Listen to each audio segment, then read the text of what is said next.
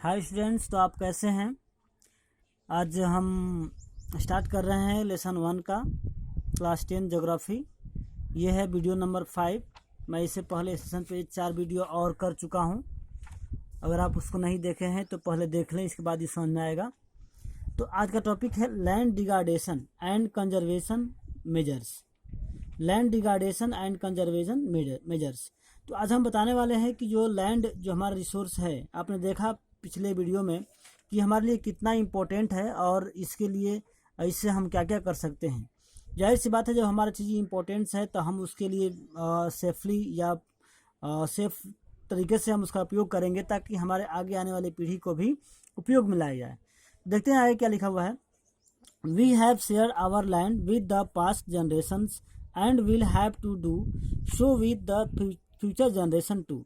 जैसा कि बताया गया है कि जो हमें लैंड मिली है, हमें ये पास्ट जनरेशन जो हमारे पूर्वजों की ये प्रॉपर्टी है जहाँ से हमें प्राप्त हुआ है, और हमें इसको ऐसे यूज करना चाहिए कि हमारे आगे आने वाली पीढ़ी भी इसका उपयोग कर सके।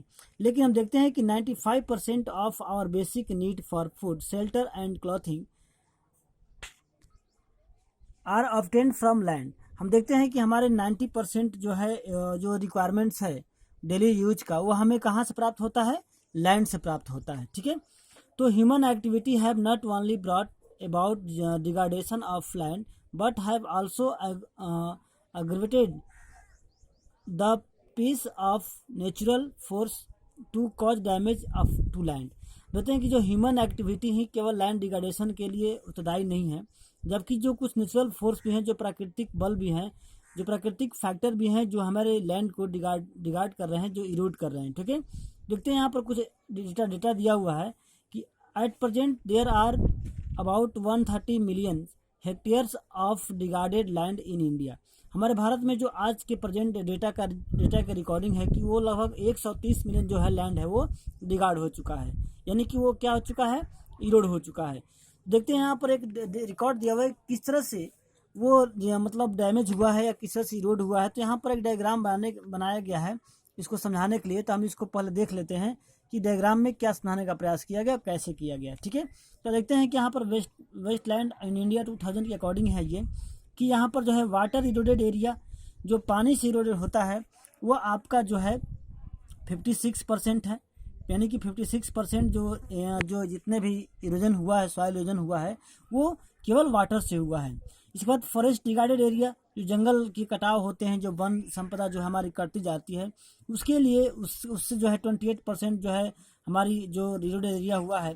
और सलीन एंड अल्काइल लैंड है वो आपका है 6%, और वाइंड इरोडेड एरिया जो है वो है 10%। यानी कि हवा से भी कटाव होती नहीं। ये जो है आपका नेचुरल फैक्टर्स है जो कि हमारे लैंड डिग्रेडेशन के लिए जिम्मेवार हैं।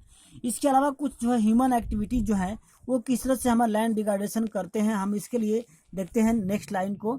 यहाँ पर दिया हुआ है कि mining site are abandon after excavation work is complete leaving deep scars and trace over burden. यानी कि जैसे देखते हैं माइनिंग प्रोसेस जो होता है, माइनिंग में क्या होता है कि माइनिंग कई तरह के होते हैं। एक ओपन माइनिंग होता है, एक अंडर माइनिंग होता है। तो ओपन माइनिंग में क्या होता है कि जो निकाला जाता है माइंस वगैरह, ज़मीन को मतलब डिग करके खोन करके मतलब खद करके, तो क्या होता है कि उसमें जो मलबा निकलता है उसको लोग ऐसे ही छोड़ देते हैं, वेस्ट करते हैं। जो क्या होता है कि वो हवा से, वाटर से और कई तरीक़ों से वो क्या होता है, वहाँ से मिट्टी कट जाती हैं।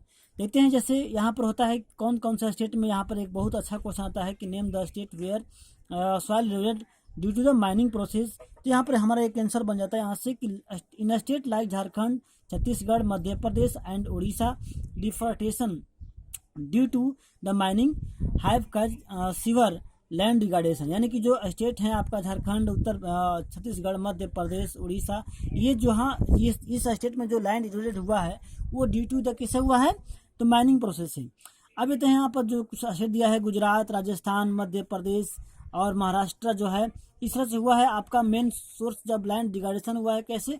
ओवर ग्रेजिंग से।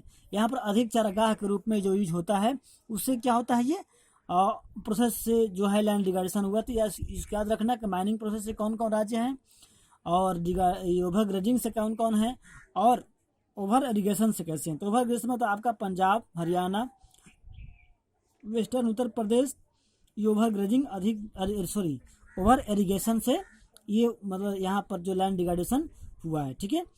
तो अब देखते हैं जो कुछ सैलिन वाटर से भी है, जैसे यहाँ पर दिया है कि salinity and alkalinity of the soil, यहाँ से इस तरह से जो है लैंड डिग्रेडेशन हुआ है। अब चलते हैं हम नेक्स्ट पॉइंट देखते हैं यहाँ पर कि the mineral process like grinding कैसे हुआ है, मिनरल प्रोसेस माइनिंग प्रोसेस से कैसे ये होता है। तो इसमें स्पष्ट यहाँ बात स्पष्ट लिखा हुआ है कि क्या होता है कि जब माइनिंग प्रोसेस होता है या फिर इंडस्ट्रियल यूज के लिए या फिर किसी भी चीज़ के लिए, तो जो उसमें से वेस्ट चीज़ निकलता है, मलबा वगैरह जो होता है, उसको ऐसे ही लोग छोड़ देते हैं और वो क्या होता है कि वो हैवी रेन या फिर जो एयर के द्वारा, हवा के द्वारा वो इरोड होता है। तो आखिर हम इस इरोजन को यहाँ देख सकते हैं। अब यहाँ पर नेक्स्ट टॉपिक जो हमारा है, नेक्स्ट लाइन जो है वो ये करता है सो कि हमें इस इरोजन से कैसे बच सकते हैं, आखिर हम क्या उपाय कर सकते हैं कि हम यहाँ पर इसको, चूँकि हमारा मेन टॉपिक भी है डिग्रेडेशन एंड कंजर्वेशन मेजर्स, हम इस कैसे बचा सकते हैं।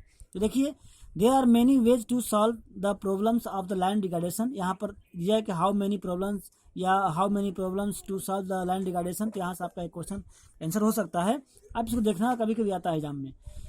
Forestation and proper management of grazing can help the some extent. ये जो हमने पढ़ा अभी कि ओवर ग्रेजिंग से लैंड डिग्रेडेशन होता है, तो उसको जंगल को फिर से लगा करके और उसको प्रॉपर तरीके से ग्रेजिंग करके हम उसको रोक सकते हैं, उसे कम कर सकते हैं। Planting of shelter belt of plants and control on over grazing establishment of sand dunes by the growing thorny bushes. जो सैंड डून्स में जो हवाओं द्वारा जो वहाँ पर लैंड डिग्रेडेशन होता है, तो वहाँ पर थ्रोनी बसेस को हम लोग क्या कर सकते हैं, रोक सकते हैं लैंड डिग्रेडेशन को, ठीक है। अब देखते हैं यहाँ पर नेक्स्ट पॉइंट हमारा है proper management of waste land. जो वेस्ट लैंड होता है जो माइनिंग प्रोसेस में निकलता है, तो उससे हम लोग सही तरीके से उसको डिस्चार्ज करके प्रॉपर तरीके से उस डिस्पोजल करके भी हम लोग क्या कर सकते हैं, लैंड डिग्रेडेशन को बचा सकते हैं। तो अब नेक्स्ट टॉपिक जो हमारा है वह है सॉयल एज अ रिसोर्स। जो हम देखते हैं कि मिट्टी जो है, अभी हम लैंड पढ़ रहे थे, तो उसी का एक पार्ट है सॉयल, कि हम लोग कैसे हमारा रिसोर्स के रूप में वर्क करता है, उसका फॉर्मेशन कैसे है और इसमें हम लोग किस तरह कितने प्रकार की सॉयल होती है, उसमें क्या क्वालिटी है, हम इसको देखने का प्रयास करेंगे नेक्स्ट टॉपिक में, ठीक है। तो soil is the most important renewable natural resource.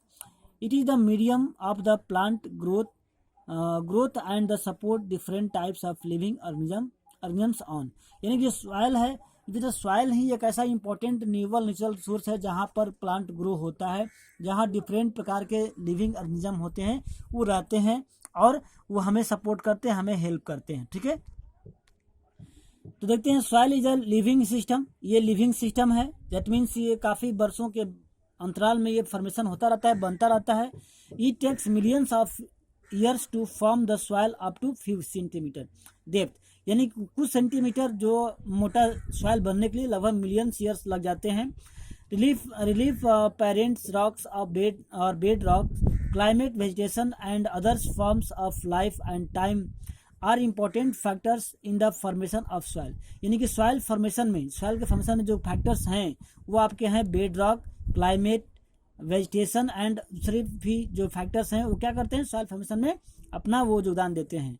Various force of nature such as change in the temperature, action of running water, wind and glacier, activities of decomposition etc। यानी कहता है कि what is the factor to formation the land मतलब resource या फिर soil resource.